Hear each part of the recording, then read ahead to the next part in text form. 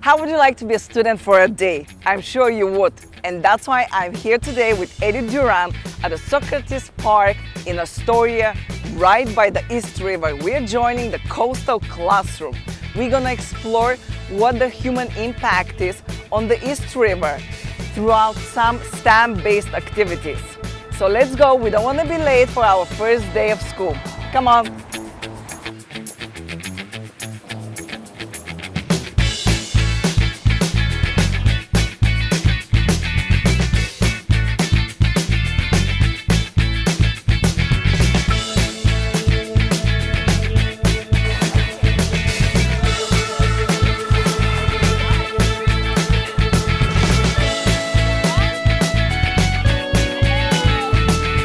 That is the starboard side. Let's go ahead and turn the boat around by rowing on the starboard side. This is our Coastal Classroom program, and at City Parks Foundation, our mission is to help New Yorkers to understand the resources of their parks and to get them into their parks. And Coastal Classroom is a unique program because we are teaching young people about shoreline parks in New York City. And so this is one of our shorelines, Hallett's Cove, and we partner with the Socrates Sculpture Park and get kids out to the shoreline to understand what is the ecosystem of the shoreline, what are the organisms, the animals and plants that live there, and how can kids understand them and even help to steward them. So get excited. You will all get a chance to row, and hopefully by the end of today, you guys will learn the parts of the boats, the size of the boats, and everything like that, and the terminology. Emily, you're the program manager, and I see some boats on the grass. What is going on? So today we have our Coastal Classroom group, and it's our first day of rowing. So we're actually getting our group into the East River. And the reason they're on the grass is we're doing a dry run, which is basically getting the group used to being in a boat before actually on the water. We go over safety, emergency procedure, and also how to row and how to sit in a rowboat. It's going to be their first time. And a lot of the groups actually have never been in the water. So they're actually going to experience that today all together as a team. I want you to stay within your group, because you are responsible for getting this boat down to the waterfront.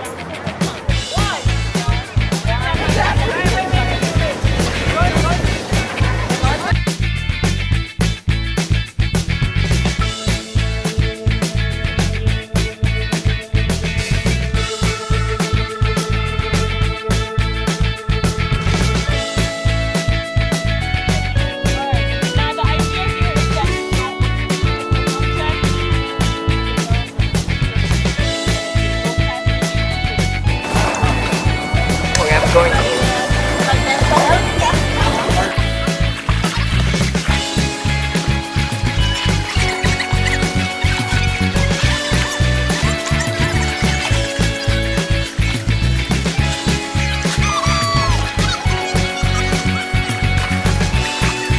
We have 5 all-girls public schools in New York City that we founded, 2 of which are in Queens.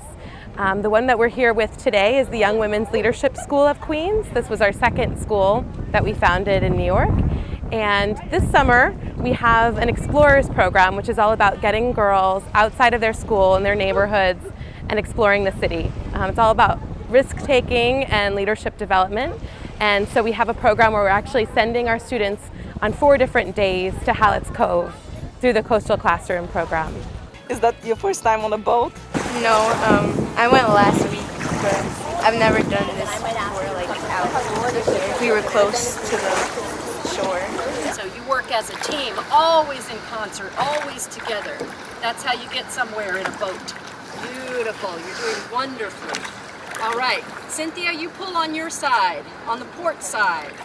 Yes, all right. Yes, that's it. You see how that turns the boat? So she's pulling on the port side. Which direction is the boat turning toward?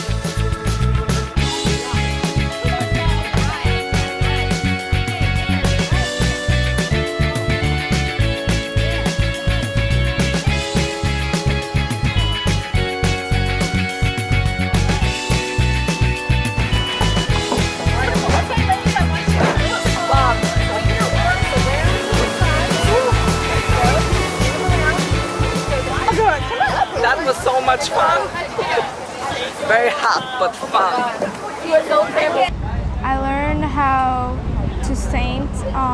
It's pretty hard, but when the first time I was keep on sinking my whole shoes in there, but then I had to grip onto two sides and it became easier. Something I learned, well, the first day I learned how to identify different organisms that came from the water, and there were a lot of different animals because we had low tide, so there was a lot more sand than water. Guys, catch it. Take it. Grab them. Who wants me to hold? Who wants me to catch it? Hold this. You had it too. This is called a seine net, and it's a form of fishing, but not with fishing rods or anything like that. So basically, what we'll do is we'll take 2 people out at a time, and we'll bring the kids out, and then we'll bring the net back in, and whatever we catch, we'll put the organisms in a bucket. We'll bring them back over to the fish ID station, which is over there, and then we'll have the kids explain what they caught, what the organism does in this ecosystem and stuff like that. Caught a fish? That's cool. All right, will you show me if you catch anything? Okay. What the word you said? Turbidity. Turbidity. Oh, what does that mean? it is 12 Explorers Camp is a 3-week program, and every day is a different opportunity for students to have an adventure, take positive risks, and to demonstrate leadership skills, because we are a leadership school. This summer we have a partnership with the City Parks Foundation. That's why we're here today at Coastal Classroom, where the girls are learning more about ecosystems, but mainly they are learning that girls can do anything, especially when it comes to STEM. One of the things that's really important to us at TWILS, we call ourselves TWILS, that's the acronym for the Young Women's Leadership School, but one of the things that's most important to us is that we provide girls with opportunities to be involved in STEM. Because when it comes to opportunities for women in science and technology, engineering, math, there's not many women who do that. And it's dangerous for our girls because they look into the future, and many of our girls don't realize that these opportunities actually exist for them. They believe that they're for men, and we empower our girls to see that they can get in the water wearing waders, they can row a boat. Last week we were here, this is our second visit, and it may seem like a small risk, but a student picked up a snail out of the water. And when you consider a lot of stereotypes about women, girls don't like to get dirty, girls don't like to get wet, their hair, any negative stereotype about women that you can think of, the girls faced them. They stood in the rain, they picked things up, and they realized that girls can do anything. For me, as an educator of young women, I've taught all of the girls here except for one.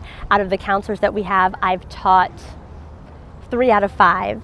And so it's really special for me to have these experiences with the girls and to see them out in the world, because today, this may be the first step towards a career for some of these young women, and these are opportunities that they didn't know existed. Yesterday, maybe they didn't know what they wanted to be when they grow up, and today they may be, on a path towards an amazing future. How was that? Oh my God, not only fun, but also educational. Now, if you know other activities like that throughout the borough of Queens, shoot me an email at luchia@qptv.org, and me and Eddie will come and cover it. That was for today's episode on Around Queens, and I'm your host, Luchia Dragosh. See you next time.